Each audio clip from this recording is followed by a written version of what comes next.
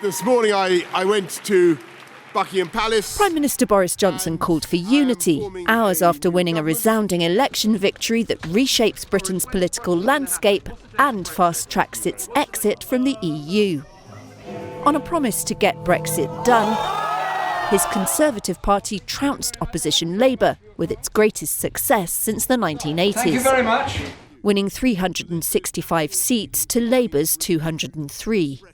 I frankly urge everyone on either side of what are, after 3.5 years, after all, an increasingly arid argument, I urge everyone to find closure and to let the healing begin. Brexit on January 31st is now inevitable, and Remainers' hopes for a second chance to vote are dead and buried.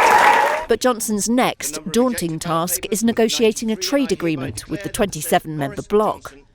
To get Brexit done. His message clearly chimed with an exhausted electorate more than 3 years after they voted, by a narrow margin, to leave the EU. That was most striking in the Labour Party's so-called Red Wall, once the UK's industrial heartlands in central and northern England. One of the first of these traditionally working-class Labour seats to announce its results was Blythe Valley. It had never been won by the Conservatives, but in the early hours of Friday morning, they took it.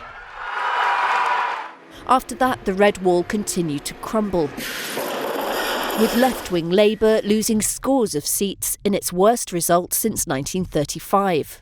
The stage is now likely set for a bruising leadership contest between the socialists in the current leadership and more centrist factions who will demand power. Labour leader Jeremy Corbyn said he would, at a later date, be stepping down. But with passions running high, he's under pressure to go now. Do you feel that you let the party down? The ruling body of the party, our national executive, will decide what process we follow then for the election of a successor to me. But I am quite prepared, and I was elected to do so, to lead the party until that takes place. Jo Swinson. Someone immediately out of a job is the leader of another opposition party, the Liberal Democrats. Jo Swinson lost her seat in Scotland as the Scottish National Party surged, winning 48 out of a possible 59 Scottish seats, an increase of 13. That result adds weight to their calls for a new referendum on Scottish independence. I have been clear that a referendum must be the responsibility of the Scottish Parliament. And there was another big winner on the night, the British pound. It surged 2% against the dollar and the euro as indications came in on Thursday. And the uncertain gridlock around Brexit came to an end, at least for now.